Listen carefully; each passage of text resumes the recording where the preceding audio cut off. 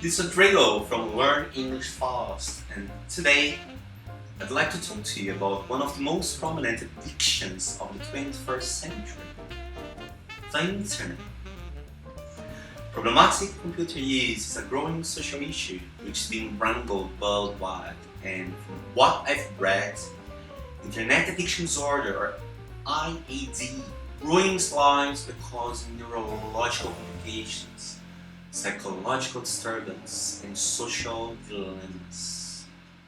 So, I'm obviously not an authority in this field, but I'd like to give a preferably brief overview of research on IAD and theoretical considerations from a practical perspective based on my own life, and also many articles I've read about internet addiction. But I can tell you in advance that I've done homework, so I intend to bring in practical experience of many hours that I spent surfing the web throughout my life. After all, random topics are always present in most international English tests, such as Toefl, Cambridge, Ielts, and it's never enough to being able to learn some of them, like the importance of flowers or bad taste in fashion, staple diets, or even subjects like greeting and smiling, looking the part, owning problems in company, or environmental issues. Trying. So, what could be a forethought as internet addiction? Today, internet and computer use are ingrained in contemporary society and have changed the way we live our lives more than any other technological medium yet. In spite of that, we still know relatively little about the effects of internet addiction on our psychological functioning, mental health, and general well-being. As a matter of fact, I do remember surfing the web for almost 20 hours when I wanted to get to the end of an online racing game. I believe it was Need for Speed, or yes, it was Need for Speed, but I also used to play this Driver's Club. I loved it. It was a super challenging game. Anyway, nonetheless, whereas many believe that surfing the web or binging cute babe videos on YouTube is a relatively harmless act, there are some people who spend so much of their time using their smartphones or on the internet that it has begun to intrude with their daily lives. That incontrovertibly has happened to me on some occasions. When an action or desire becomes a hindrance, taking precedence over the most important aspects of one's life, for instance, relationships, work, school, pets feeding, house chores, I guess it can become classified as an addiction. Just so you know, I learned that internet addiction is yet to be listed in the latest edition of the Diagnostic and Statistical Manual of Mental Disorders. Professionals that do recognize internet addiction tend to classify it as either an obsessive-compulsive disorder or an impulse control disorder to aid treatment. Internet addiction is also called three distinctive names. Number one is compulsive computer use. Number two, pathological internet use, and the third one is internet dependence. Internet dependence, that's it. Again, I'm not an expert on addictions, but as far as I know, many serious researchers have identified 5 subcategories of specific types of computer and internet fixation. The number one favorite fixation of all time is cyber sex addiction, or porn.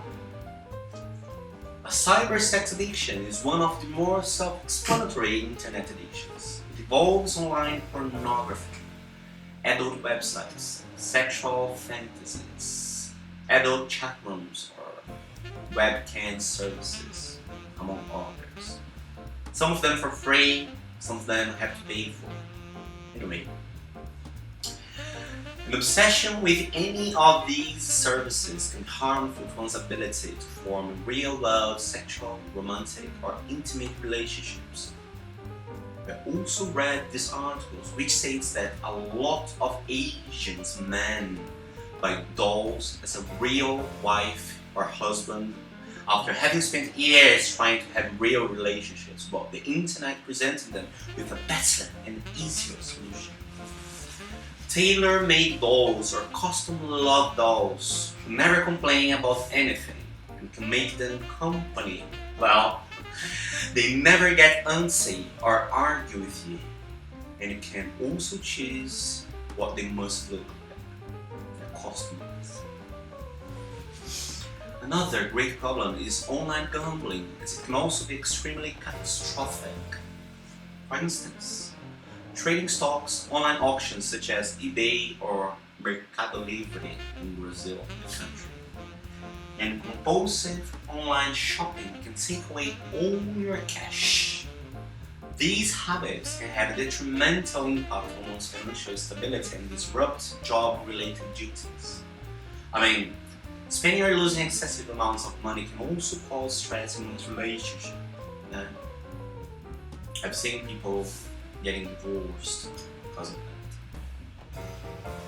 And another addiction is the cyber or online relationship addicts, as they are passionately involved with finding and maintaining relationships online, often forgetting and neglecting real-life family and friends. And typically, online relationships are formed in apps such as Tinder, Grindr, Hornet, or different social networking sites, but can occur anywhere you can interact with people online. Very often, people who pursue online relationships do so while concealing their real identity and appearance. These modern phenomena led to the creation of the term catfish. After being consumed by an online social life and persona, a person may be left with limited social skills and unrealistic expectations concerning in-person interactions. Many times, this leads to an inability to make real-world connections, in turn, making them more dependent on their cyber relationships. You see, there are so many types of addiction. So, another type of addiction is called compulsive information seeking. The internet provides users with a wealth of data and knowledge. For some, the opportunity to find information so easily is turned into an uncontrollable urge to gather and organize data. In some cases, information seeking is a manifestation of pre-existing obsessive compulsive tendencies. And very commonly, compulsive information seeking can also reduce work productivity and potentially lead to job termination. I never knew that this was a real problem. Have you? Sure. Now, it's time to talk about a most serious subject, which is gambling. Who's never met a gambler?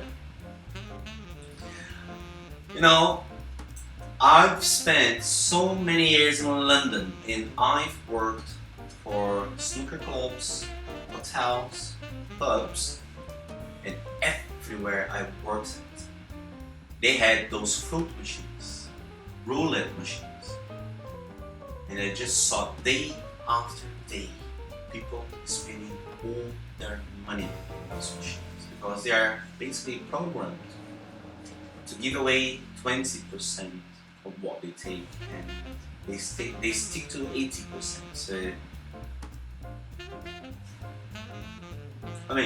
can't win. Forget it.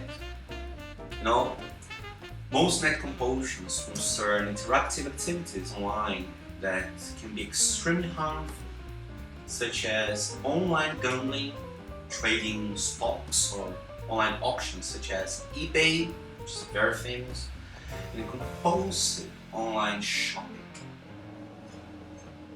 even bad shops online. No. These habits can have a detrimental impact on one's financial stability and disrupt job-related duties. Spending or losing excessive amounts of money can also cause stress in one's relationships. With instant and easy access to online casinos and stores, it's so easy for those who are already susceptible to gambling or spending addiction to get hooked online. I don't have this problem. Now, you may ask me, is it possible to really treat an internet addiction?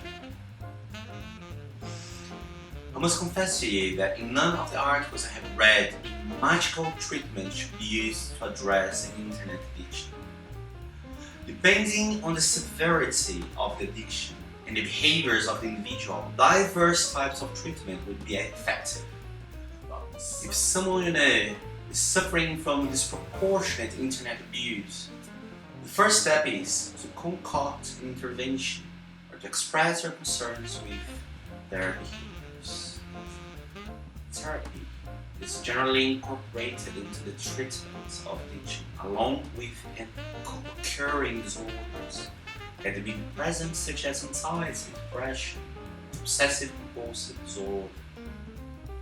In some cases, medication may be used to manage symptoms of these underlying mental illnesses or to control intrusive thoughts about going online if other treatment options were not effective. I take some pills myself, and I go through therapy. I don't think therapy is an active thing. I think therapy is something that everybody in the world should have access to. Everybody. Why not? Just having somebody to talk to about things that you normally wouldn't talk to a friend, or you feel embarrassed to talk to somebody about. Therapy is kind of magical, isn't it? So, what about you? Are you a little fan of internet? Or are you addicted to them? Well, leave your comments below. Very, very curious, alright? Thanks for watching. Cheers. Bye.